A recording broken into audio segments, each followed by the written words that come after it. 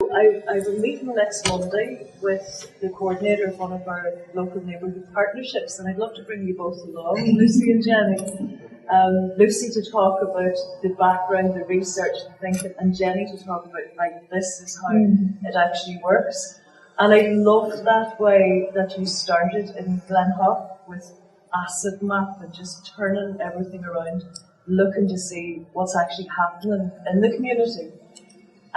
What I would love, could you just talk me through the meeting in the hall when you've decided, right, we're going to pick this theme, the crime, education, health, and we're going to bring everybody together, anybody who might be interested. How do you facilitate that meeting? Maybe in a couple of minutes, we've got a couple of minutes, does somebody do a couple of minutes talk about the situation, and then you invite contributions? How do you get people to engage with that in a different way? Let me think about one of the themes. Say the theme was education and learning. If we wanted people from the community to be really, really involved, and of course we would invite the whole community, but really getting people there means that they got to have a stake at the event.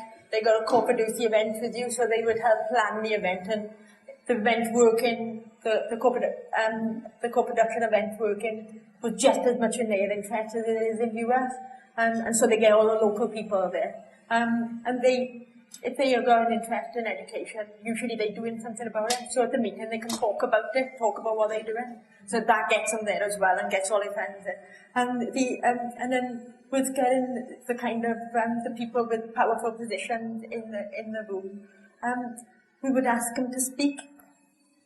Because if that gets them there because they've been asked to speak in a really, really nice way by a community. And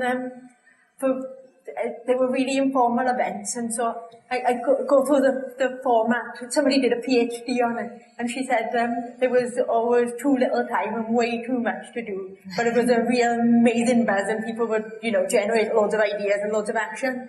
But somebody from a community would have a bell, and every speaker was only allowed a certain allotted time, so no more time for community members and no more time. So one of our biggest advocates and great help to us was one of the government's key advisors, the local lad who lived nearby, or man, he's much older than me, but they lived nearby, and we used to get him to speak and give his thoughts to us. He was an estate inspector as well, which would get the local schools there. But he would be given the same amount of time as anybody else. So very short amount of time for speaking, 5 minutes per person. So everybody in the room, go all different ages as well. You got young people. Again, young people to present is always great because all their parents come as well. Everybody, so keeping it fast paced is always really, really key. And then just having literally a blank, like a post-it, a flip chart paper for objective, flip chart paper for action, for whom, all along each other, just in the action plan format. We would say, look at early years education. 10 minutes, 2 people talk about early years education, give the context, have a general discussion about it on the meeting. People would come up with key actions, and then we would write them on the wall. Then any other ideas or things that people could contribute to it. Everybody get up and they contribute what they were going to do on the wall. And because there's because somebody puts money in a bucket and then somebody else doesn't want to look stingy, so they put money in a bucket. So there's a kind of peer pressure to want to do good around the social support. So it kind of, brings out the best in each other. And what was wonderful about the meetings as well, is that you would get, I always remember looking over and thinking, this is what it's all about. And there was a 15-year-old girl who was quite heavily pregnant, and she was sitting next to the chair of the local health board, who was, had a really successful career all of her life. And so they were sitting next to each other, bouncing off each other, and then subsequently that girl set up a group for young women with children, a peer support group for young women and children. So, I don't know, they unlocked each other in a way that they could never do before. But that was the format. It was quite simple. And, you know, having a bit of a bell, so the speaker, it just created a bit of fun about it. Fun is the key. And food. Yeah. Food had to be... Yeah. So in the middle, or no, but we try to have them in the morning sometimes, or in the evening. So it was either a community supper, or depending on who needed to engage. But get food, it was just so... Because loads of plans are made over food. You know, people have a bite and it inspires them. So that was the kind of format. Doesn't make any sense. That's fantastic. So you've got fun and food and a bell. And do people get time credits? Oh yeah. So is it people earn time credits for coming to the events as well, which was another important element? Co-production and policy development. We would do a lot of consultation around numerous documents, new policies, and we've actually said that we're engaged to death. And I suppose I'm wondering where the link is between that early stage of merely producing policies and then developing the action around those. I think it's about a process which is allowed to continue to evolve. I know I've used that word already, but so for example, some of the work we've done with commissioners, early work was done pulling together outcomes that were already stated objectives of services, outcomes for the whole authority. What were those kind of common things that they wanted to achieve that were those kind of end point outcomes, kind of quite far away across the whole local authority or a whole district? What is it you want to achieve, and can you place them against a social, environmental and local economic triple bottom line? But then the development of what happens becomes the conversation which is about co-designing interventions. And so it's then working with those outcomes with citizens and saying, if we agree this is the end point we want to get to, I mean, the first stage that commissioners found in Lambeth was then, as soon as they put these common outcomes up on the wall, everyone said, you know, what does that mean? Actually, for me, a good life is X, Y, and Z. So partly then it was about evolving the language, but holding on to those key outcomes.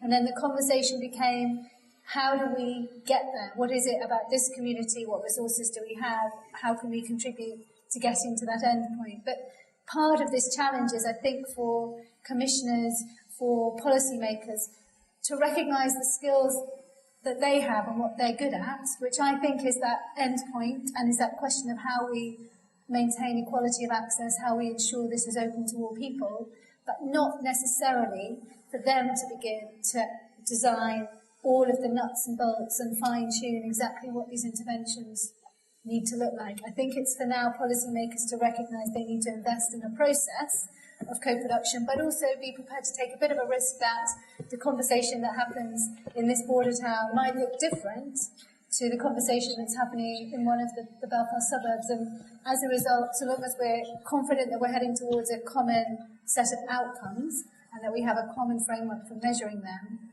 we can trust that actually citizens in those different places can begin to sort of make a more active contribution, and that might mean it looks a bit different in different places. Okay. I was just looking at the tweets. Big emphasis on outcomes and better return on investment, but an interesting one there down from now in terms of the challenges with getting local government buy-in. And it seems to me we all have a responsibility to ensure that happens. There are, as I said, both risks and real opportunities, I think, in what's happening with local government.